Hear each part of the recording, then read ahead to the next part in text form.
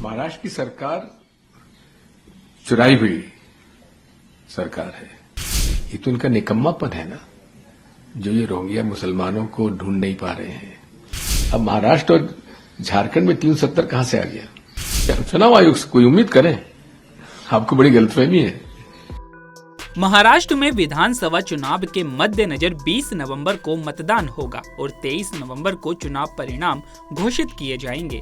इस बीच दिल्ली पहुंचे कांग्रेस नेता दिग्विजय सिंह ने महाराष्ट्र चुनाव को लेकर कहा कि महाराष्ट्र सरकार चोरी की है।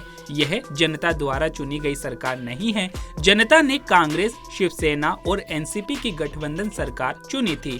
भाजपा ने झारखंड सरकार को भी गिराने की कोशिश की।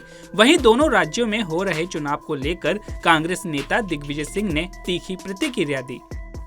महाराष्ट्र की सरकार चुराई हुई सरकार है, कोई जनता द्वारा चुनी हुई सरकार नहीं है।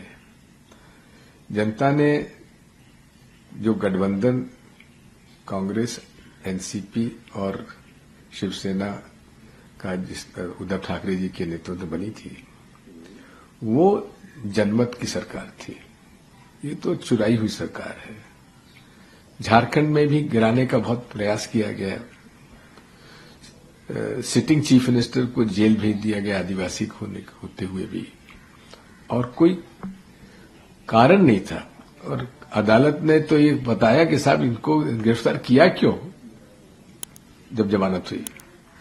तो दोनों जगह जनमत की सरकारें हमारी थी, और मुझे उम्मीद है कि झारखंड में भी और महाराष्ट्र में भी जो गठबंधन हमारा है उसकी सरकार बनेगी।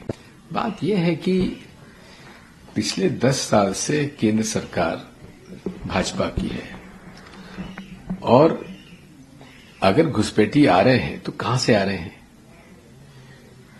डबल इंजन सरकारें हैं इनकी, क्यों नहीं उनको ढूंढ पा रहे हैं? ये तो उनका निकम्मापन है ना, जो ये रोहिंग्या मुसलमानों को ढूंढ नहीं पा रहे हैं। और आज से नहीं, नरेंद्र मोदी जी विशेष तौर पर और भाजपा बिना हिंदू मुसलमान किए चुनाव नहीं जीत पाएंगे, कहीं नहीं जीत पाएंगे। और बात यह है कि आज मुख्यमंत्री प्रधानमंत्री जी से उम्मीद करते हैं कि भाई महंगाई बढ़ रही है, उसके बारे में कुछ कहिए।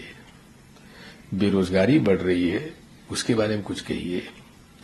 रुपये का अवमूल्यन हो रहा है, उसके बारे में कुछ कहिए। जन समस्याओं के बारे में कुछ कहिए।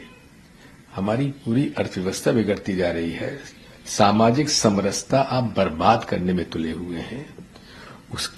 आप उसको बचाने के बजाय, लोकतंत्र को बचाने के बजाय आप तो खुलेआम ऐसी बातें कर रहे हैं जो कि मैं समझता हूं कि गांव के पंचायत के अंदर चुनाव में इस प्रकार की बातें नहीं हो रही, जो है कि तुम्हारी भैंस चुरा ले जाएंगे, तुम्हारा मंगलसूत्र चुरा ले जाएंगे। ये पंचायत के चुनाव में ऐसी बातें होती हैं।